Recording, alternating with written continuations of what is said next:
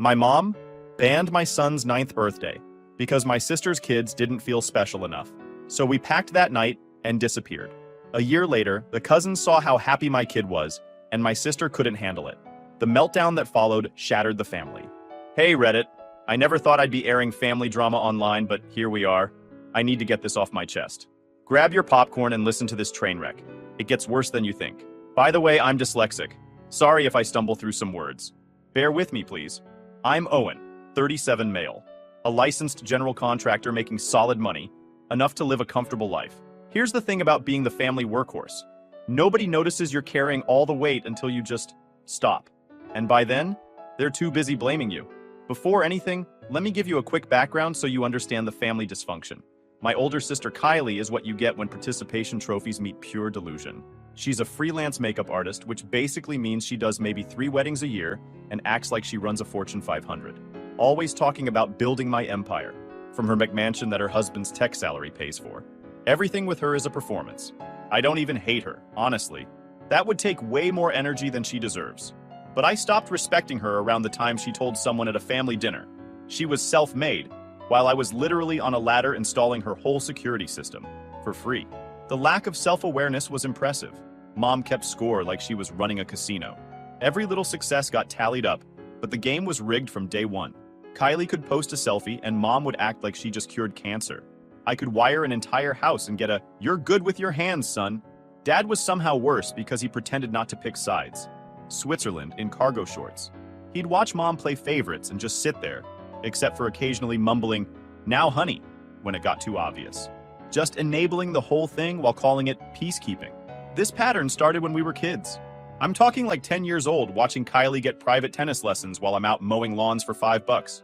Mom said it was teaching me work ethic. Right. Kylie needed lessons to develop her talents. I needed character building through manual labor. Funny how that works. By 15, I was doing handyman work for cash under the table. That's actually where I learned the trade.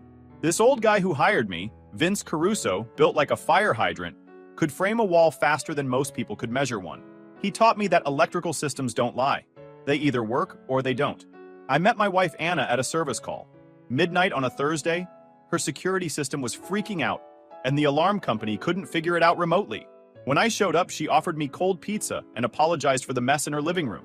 We got married at the courthouse with grocery store flowers and her roommate as witness. The photos look terrible. The memory's perfect. Kylie married Colin at some resort in Napa. Full videographer, signature cocktail, one of those dessert walls with like 14 options and a hashtag that rhymed. Mom cried and told everyone it was the pinnacle of her motherhood. At my wedding, she took one photo and bounced before we even cut the cake. So when Evan was born, I held him in that hospital room and had this crystal clear moment. My entire job is to make sure this kid never feels like a footnote in someone else's story. We don't have much, but we've got rules. Don't lie. Don't keep score. Don't let people weaponize kindness against you. My family runs on small favors that aren't actually small. Install Kylie's doorbell and cameras. Fix Dad's garage opener and get it on Wi-Fi. Pick up takeout because Kylie's makeup client ran late. Babysit the cousins because Kylie has a consultation. At first, I said yes to everything because that's what you do, right? You keep the peace. You pay the family tax. But the tax kept going up and I never got a receipt. So I started tracking it, to have proof that I wasn't crazy about how lopsided this whole thing was. January through August last year, 42 hours of labor, parts and materials, $378. Reimbursed, $0, 0 cents. 0 thank yous that didn't immediately get followed by another request. The worst part? They'd just schedule me like I was on their payroll. Text at 7 a.m. on a Saturday. Can you come by at 9? Garage door opener died. No, if you're free or when you have a chance. Just straight up expectations. And if I said I had Evan's soccer game? Well, can you come after? It'll only take 20 minutes. It never took 20 minutes.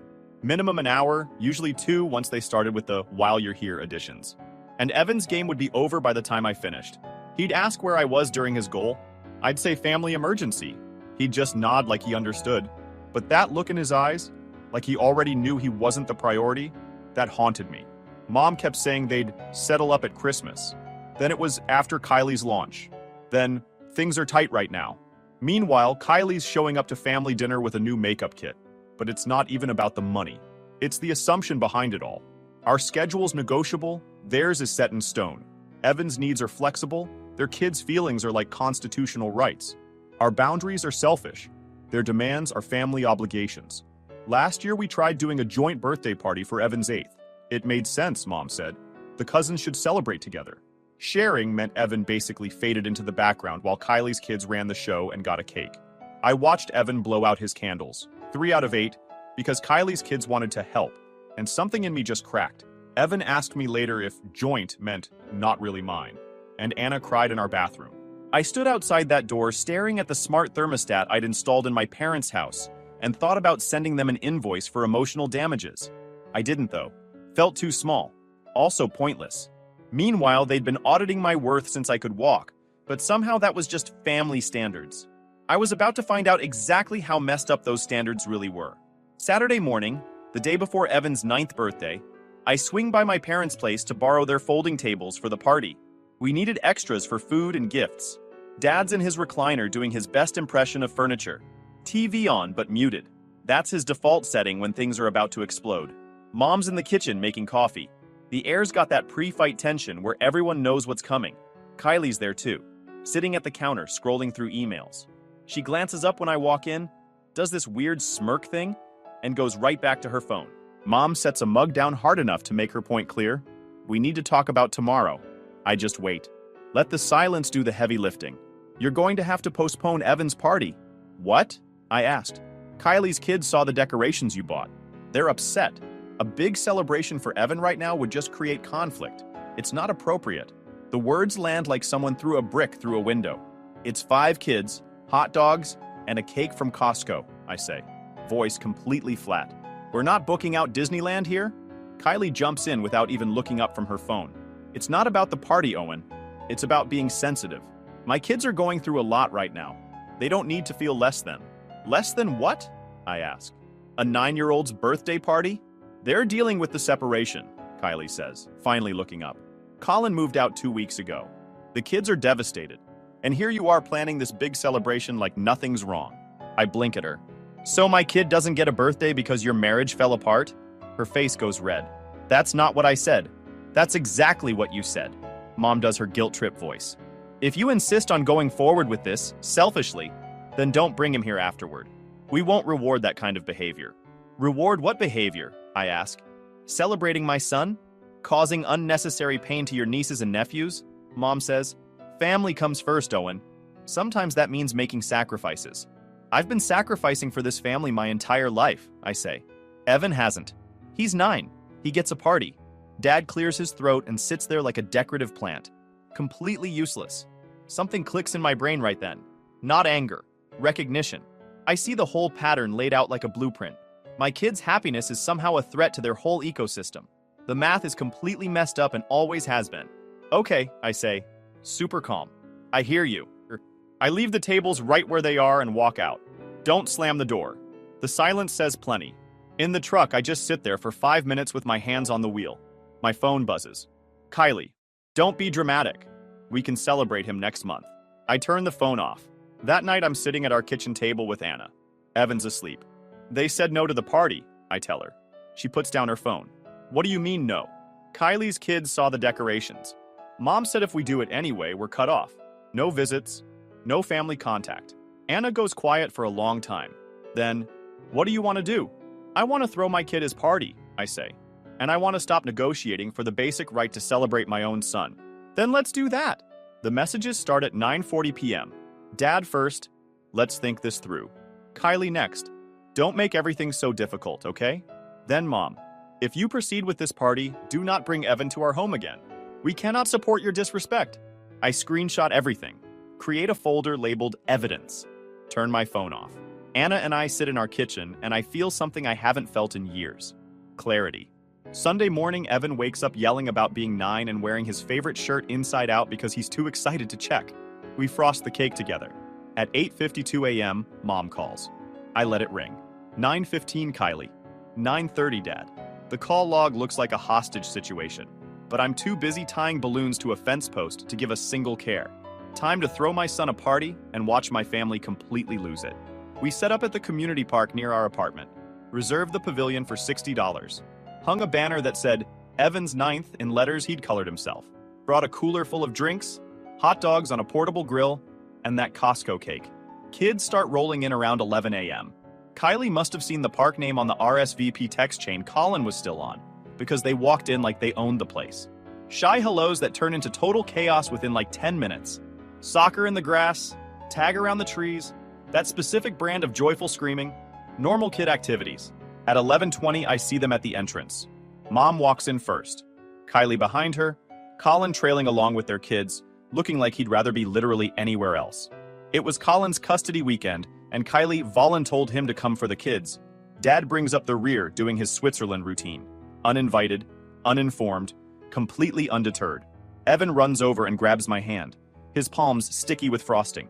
I squeeze back. Mom surveys the setup like she's a health inspector. The paper plates, the gas station cooler, the homemade decorations. Her face does that thing where she's disappointed but trying to look concerned instead. "Owen," she says, voice carrying across the whole pavilion. "We warned you about the consequences." "This is Evan's party," I say, calm as still water. Kylie steps forward with her phone up. "Look, I'm not trying to cause drama here, but this is incredibly selfish. My kids have been crying all morning, Owen, because you had to prove a point. I'm celebrating my son's birthday," I say. "That's not a point." Mom tries the guilt angle, her signature move. "After everything we've sacrificed for you?" "Sacrificed what?" I ask. She blinks like I just asked her to solve calculus on the spot. "We raised you. We gave you opportunities. You gave Kylie opportunities. You gave me chores. Don't mix things." One of Evan's friend's moms is watching this whole thing go down. Soccer mom type with a minivan and sensible shoes. She catches my eye and mouths, "You okay?" I nod. She positions herself between mom and the kids. Kylie jumps in. "Oh my god, are you seriously playing the victim card at a children's birthday party?" "I'm playing the host card," I say, "at my son's party, that you weren't invited to." Colin clears his throat. "Hey man, can we let's be adults about this." "I am being an adult," I say. "I planned a party for my kid. You guys showed up uninvited and tried to make it about yourselves. Clear who needs to act like adults." Mom's eyes widened. "How dare you speak to us this way?" Dad tries to step in. "Son, maybe we should all just take a breath." "Don't son me," I say. "You sat there for 37 years watching this happen and said nothing. You don't get to play mediator now." The kids have all stopped playing, just standing there in awkward silence, watching adults absolutely ruin a perfectly good Saturday. I hate that, but I also know this needs to happen. I crouch down to Evan. "You okay, buddy?" He nods. "You want them to stay?" He looks at his cousins, then at Kylie, then back at me. "I just want everyone to have fun." Smart answer. Diplomatic. He's 9 and already better at this than any of us. I stand back up, look right at my mother. "You can stay and behave like guests, or you can leave." "You're giving us an ultimatum?" she asks, voice shaking with that manufactured hurt. "I'm stating boundaries. If that feels like an ultimatum, that says way more about you than me." Kylie tries to storm closer, but Colin catches her arm. She yanks free. "You know what? Fine. Enjoy your little party. When your son asks why he doesn't have a relationship with his grandparents, you can explain how your ego was more important than family." "When he asks," I say, "I'll show him the screenshots of you threatening to cut him off if I celebrated his birthday. I'll let him decide who actually valued family." Her face goes completely red. Mom looks like someone just slapped her. Dad's just staring at his shoes. I turn to the kids. "Who wants hot dogs?" The pavilion fills with enthusiastic yelling. Mom's standing there frozen. Then she snaps. "If you walk away from us like this, don't come back. Ever. We won't be disrespected in front of children. We won't be blackmailed in front of them either," I say. Kylie films herself walking toward the exit, probably already drafting the victim post in her head. "You'll regret this," she says over her shoulder.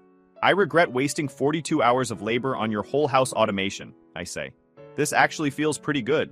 Kylie storms off first. Mom and Dad follow in a huff. Colin hangs back long enough to tell the kids they can stay, then slips out. We eat hot dogs, somebody spills lemonade, somebody scores a goal and does a backflip. Life just reboots like nothing happened. When the last kid leaves, Anna leans against me. "I'm proud of you." I exhale for what feels like the first time all day. Colin shows up like an hour later to get his kids. Kylie left without them. He apologizes. Says the separation is getting messier. Says Kylie's been spiraling since he moved out. He laughs. Sad laugh. Then he says something that sticks with me. "She kept telling me you owed her. For being family. For existing." Like you were the jerk for wanting to get paid for skilled labor. I started actually doing the math on what she was spending versus what she was bringing in, and nothing added up. You're better off, I say. So's my bank account, he says, and my blood pressure. That night, I started thinking. I knew we couldn't stay in this apartment that's only 15 minutes from their house. Not where they could just show up whenever they felt entitled to. Not where every grocery run risked an ambush. We clean up the pavilion, take our leftover cake home. That night, I'm sitting on our balcony that overlooks a parking lot, and I realize something important. We need to disappear. Completely. Time to go ghost. We pack like we're fleeing a crime scene. 2 duffel bags, 1 backpack, Evan's favorite Lego sets. Anna grabs our important documents. I take my tool bag and invoice book. Everything else can get replaced or just left behind. I call Vince, the old contractor who taught me the trade. Tell him we need somewhere to crash for a week, maybe 2. He doesn't ask questions. Just gives me the address to a rental property he owns on the east side of town. Says the tenant just moved out, and we can stay there while he looks for someone new. No rent, he says. Just keep it clean and fix anything that breaks. We leave our apartment at dawn. Don't tell the landlord. Don't forward our mail. We ate the deposit and a lease break fee that hit 2 weeks later. Paid it and called it tuition for Peace and Quiet 101. So we load up the truck and drive across town like we're entering witness protection. Vince's place is a 2-bedroom above a tattoo parlor. The stairs creak. The windows don't seal quite right, but it's 30 miles from my parents' house, and that makes it absolutely perfect. The buzz of tattoo guns and the smell of antiseptic become our new normal. Evan thinks it's cool. Anna says it has character. I say it has distance. The family reaction comes in waves. Week 1, 34 missed calls from Mom, 19 from Dad, 12 from Kylie. Unknown numbers that turn out to be cousins and aunts recruited for the guilt campaign. Voicemails ranging from concerned to straight up threatening. Where are you? We're worried about Evan's well-being. This is abusive behavior, Owen. You're tearing this family apart. I save everything. Label it weather report. One voicemail from Mom really stands out. Your father fell yesterday. Had to call Kylie because we couldn't reach you. What if it had been serious? What if he died and you missed it because of your pride? I call Vince. Did my dad fall? Saw him at the hardware store this morning, Vince says. Looked fine to me. Was buying mulch. Lying to manufacture emergencies. Classic move. Week 2, the financial ambush. Mom texts me a spreadsheet, an actual Excel document. Itemized loans she claims I owe her. It includes birthday gift 2019, $50, now classified as loan. Thanksgiving groceries, $87. Emergency assistance, $200. I rewired their entire electrical panel, for free. Christmas presents, $840. Apparently gifts are loans now.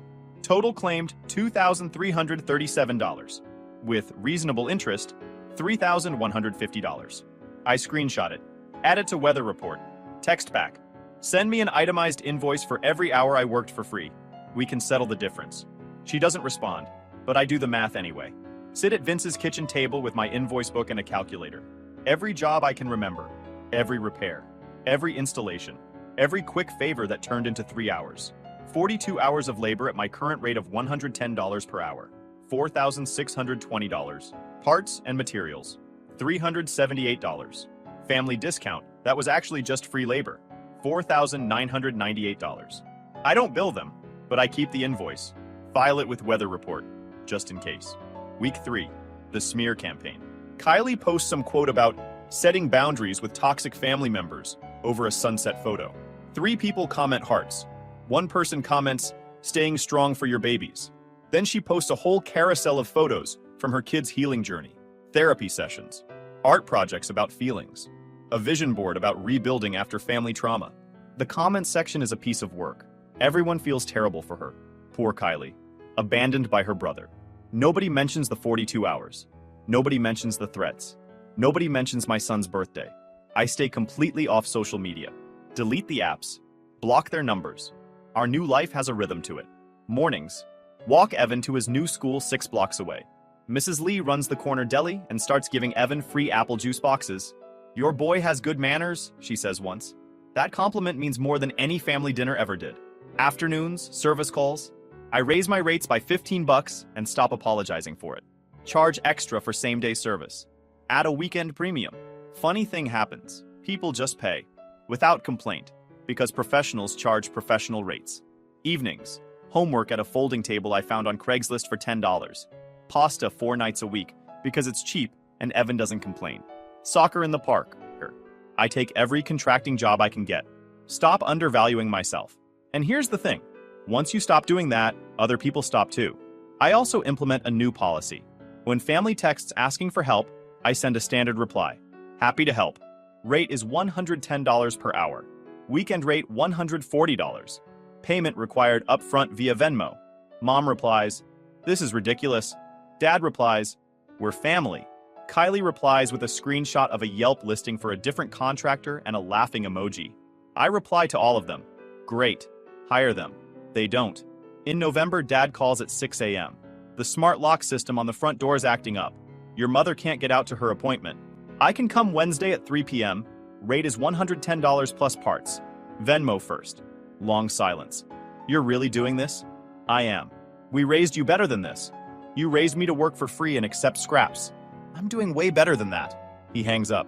They hire a contractor who charges $185 and apparently messes up the installation so bad they need a second guy to fix it. Costs them $340 total. Mom texts a photo of the bill with the caption, "This is what happens when family abandons family."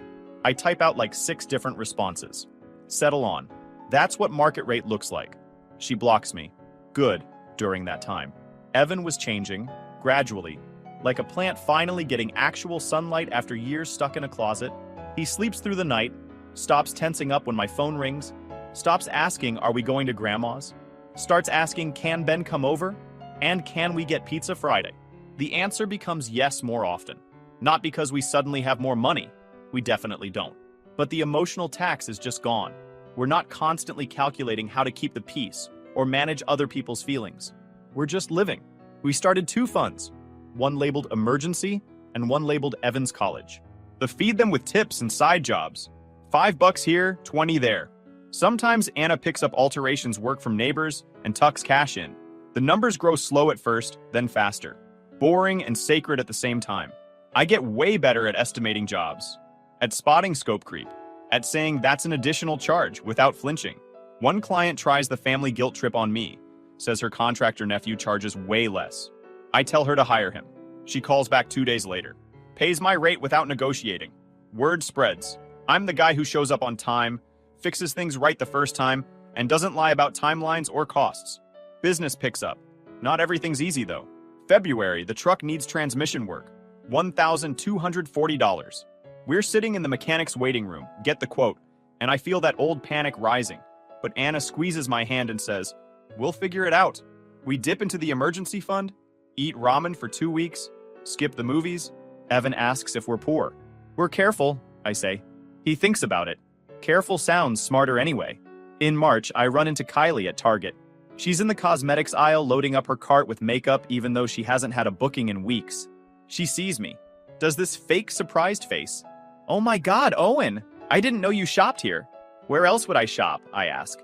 "I just mean, never mind." She looks at my cart. Work boots, zip ties, batteries. "Still doing the handyman thing? Still doing the part-time makeup thing?" I ask back. Her face goes nuclear. "I'm building a business. I'm building a life. One has income." She looks like she wants to throw a basket at my head. Instead, she says, "You know Mom had a health scare last month. Nobody could reach you. Because I blocked everyone. What if it had been serious? Then I would have found out at the funeral," I say. Along with everyone else who wasn't on the approved list, she stares at me like I just grew a second head. "You've changed." "No," I say. "I just stopped pretending the cost was worth it." She walks away without her baskets. I buy my boots and head home. The texts keep coming though, from different numbers. Different tactics every time. Testing for weak points. From Mom, "Your father's turning 65. From Dad, "We miss Evan. This isn't fair to him." From Kylie, "When are you going to stop being petty?" I respond to exactly none of them. Complete radio silence. Total blackout. Here's what they don't get. I'm not making a point. I'm not waiting for an apology. I'm just done. Not mad. Not hurt. Just done. Like a book I closed. Summer comes. We take Evan to the community pool every Saturday. $3 admission, pack our own snacks, sunscreen from the dollar store. He learns to dive off the board. Anna reads books in a lawn chair. I float on my back and think about absolutely nothing. It feels like winning. In August, Evan's school counselor calls. My stomach drops until she says, "I wanted to tell you, Evan's emotional regulation has improved dramatically. Whatever you're doing at home, it's working. I'm sitting in my truck outside a job site and I just feel relief. We barely talk to my parents. They send holiday cards, Thanksgiving, Christmas, Easter. Each one has a passive-aggressive subtext about forgiveness and second chances, and how family should come first. We decline with one sentence each time. Thanks, we have other plans. They send photos of matching pajamas and coordinated table settings. We wear mismatched socks and eat pizza, straight from the box, and Evan falls asleep between us. One night in October, Anna asks, "Do you miss them?" I actually think about it, really think. I miss the idea of them, I say. The version I kept hoping they'd turn into. But the real them? Number. I don't miss being the help. I don't miss wondering when the next ambush is coming. A whole year rolls by. Quiet. No explosions. Just the slow accumulation of better days. Then, Evan turns 10. 2 weeks before Evan's 10th birthday, he asks the question I've been waiting for. Can I invite my cousins to the party? You can invite anyone you want, I say. They might not come. He writes their names down anyway. Right after Ben and Aiden and Paige. Draws tiny soccer balls next to each one. We plan the same setup. Same park pavilion. Plus, I rent an inflatable obstacle course from a company whose van I helped with an electrical issue when the driver's inverter died. He gives me $100 off and throws in a bubble machine. Community karma, he says. Party day. 1 p.m. The pavilion fills up with kids and noise. I set up the obstacle course and it's an immediate hit. Kids screaming, laughing, wiping out on the inflatable walls and bouncing right back up for more. At 1:11, Kylie shows up with her kids. No mom, no dad. The kids look uncertain for like 8 seconds, then see the obstacle course and forget to be strategic. Evan hands his cousin a juice box. You can go first if you want. The cousin smiles. Cool. You go first, it's your birthday.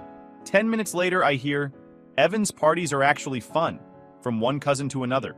Kylie catches it, goes stiff, then snaps loud enough for nearby parents to hear, must be nice having endless attention. One tear, quick turn, and she speed walks to the parking lot. Mom chases her. The kids keep playing like nothing happened. It could have been this simple the whole time. But then at 1:47, Mom and Dad walk in. Late, cautious, dressed like they're going to a funeral. They stand at the edge watching the chaos like anthropologists. Mom approaches me. Can we talk? Not now, I say. We're busy. 5 minutes. No. She blinks. Excuse me? You're not the main character here, I say. Evan is. Either join the party or leave. Those are your options. She looks like I just slapped her. Dad takes her arm. Come on. Let's just enjoy the party, hun. They sit at a picnic table. Don't really interact much. Take a few photos. Leave after cake without saying goodbye. At 2:30, Kylie corners me by the cooler. Arms crossed, doing that fake concerned look. So, this is your revenge? She says. Excluding family from your son's milestone? I didn't exclude anyone, I say. I invited Evan's cousins. They came. You're here. That's inclusion. Mom and Dad are hurt. Mom and Dad threatened to cut off contact with my son if I celebrated his birthday last year. They can sit with that discomfort. You're never going to let that go, are you? Why would I? They meant it. I adjusted accordingly. She tries a different angle. What do you want from us? Nothing, I say. That's the whole point. I don't want your version of family. I'm good. You're bitter. Nope, I'm free. That night my phone blows up. Messages ranging from passive-aggressive to openly hostile. I dropped a stitched screenshot to the family thread. The threats about canceling Evan's 9th, then muted it. No replies after that. You humiliated your mother. You're destroying this family. We'll never forgive you. Don't bother coming to the funeral. I read them all. Save them to Weather Report. Go to bed. 2 days later, Vince Caruso calls. You busy? Depends. Got a job for you. Big one. Corporate client, office building downtown, full security and automation overhaul. They're looking for a reliable contractor. I recommended you because you do good work and don't mess people over, he says. Also because I'm retiring and need someone to take over my commercial clients. The job pays $18,000. The client's a law firm, respectable, established, the kind of place that doesn't haggle on invoices. I start the following Monday, 20 months in. Here's what happened to everyone who said I'd regret walking away. Kylie's marriage completely falls apart. Turns out when you lose your free tech support and contractor, you start looking for a replacement. Kylie apparently decided that should be Colin. Started demanding he handle everything I used to do. Install smart home equipment, fix appliances, run Ethernet cables. Colin's a software engineer, not a contractor. Every project goes sideways. Every failure turns into a fight. She tells everyone she's focusing on her business. Meanwhile, Colin files for divorce, citing irreconcilable differences and financial infidelity. Turns out Kylie's been hiding debt. A lot of debt. Credit cards maxed out for makeup supplies she never even used. A studio space she rented for 6 months that was literally just a spare bedroom in someone's house. Professional photography sessions for a portfolio that got her 0 bookings. The whole makeup artist dream was funded entirely by borrowed money and Colin's paycheck. When he gets access to the accounts during discovery, he finds $38,000 in hidden debt. The house goes up for sale. Kylie moves into a condo and immediately starts telling people she's simplifying to focus on artistry. Translation: couldn't afford the mortgage anymore. Her business dries up too. Brides talk. When your marriage implodes publicly and your own brother won't speak to you, people start wondering what you did. Nobody wants drama on their wedding day. One bride tells her bridal party coordinator, who tells her photographer, who tells a makeup artist friend, who posts in a wedding vendor Facebook group. Anyone else have issues with Kylie? She seemed really off at my trial. Very distracted. Kept checking her phone. Made comments about her ex-husband. I don't want that energy on my wedding day. 43 people see that post. In the wedding industry, that's basically a death sentence. Her bookings drop from 2 a month to 1 every 3 months. She tries to pivot to teaching makeup classes at the community center. Gets 3 students, loses 2 after the first session. I find out because she texts me at 2 a.m. on a Wednesday, clearly emotional and not thinking straight. This is your fault. You turned everyone against me. You poisoned the whole family. I reply, I didn't have to do anything. I just stopped covering for you. Mom and Dad's retirement plan completely collapses. They'd been banking on moving in with Kylie. The big house with the yard and the guest suite. When Kylie's marriage explodes and the house sells, that plan just evaporates. They try to downsize, but the market's brutal. Their house needs work I used to do for free. New buyers want things fixed. Professional quotes come in at $14,000 for basic repairs. They try to negotiate. The buyers walk. 3 more potential sales fall through for the exact same reason.